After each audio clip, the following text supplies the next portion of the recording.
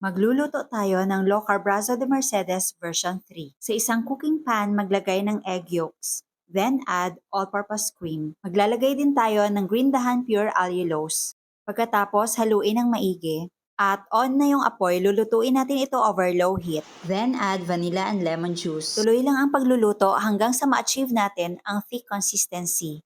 Ngayon, maglalagay tayo ng butter. Pagkatapos, off po kaagad yung apoy.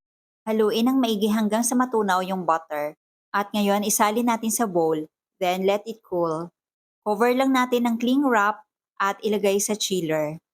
At ngayon, gagawa naman tayo ng meringue. Unang gagawin, prepare natin yung baking pan. Nag-spray lang ako ng coconut oil, pagkatapos ilagay ang parchment paper. Pagkatapos, mag-brush ng butter. At ngayon, prepare na natin yung meringue. Maglagay ng cream of tartar sa egg white. Then mix using electric hand mixer. Kapag foamy na, maglagay ng pure allulose and vanilla flavor. Tuloy ang paghahalo hanggang sa ma-achieve ang stiff peak. Ngayon, isalin na natin sa baking pan. Spread lang ng pantay at depende po sa inyo kung lalagyan nyo ng mga design. Lulutuin natin sa oven at 170 degrees Celsius for about 30 to 40 minutes. At mag-sprinkle lang po tayo ng pure allulose. Kailangan ma-unmold po natin ito bago lumamig para maiwasang bumiyak. Ang list of ingredients ay ilalagay ko sa last part ng video na ito. Ngayon, flip na po natin yung meringue. At ngayon ko napansin na sobrang dami palang butter ang nailagay ko kaya ganito yung naging itsura. Pero okay lang po yan.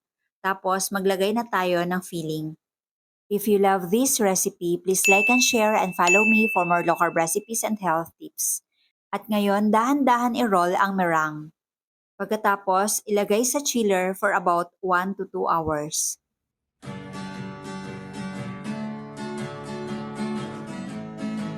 At cut po natin both ends.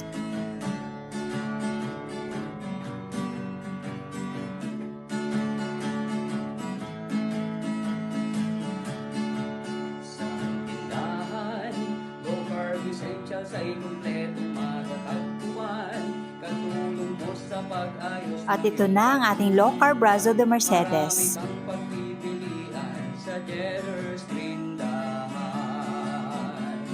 Baking essentials.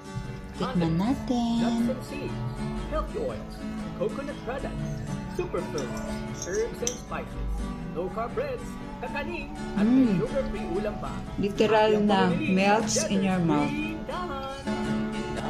Sobrang sarap. Low carb essential sa ikumpletong matatagpuan.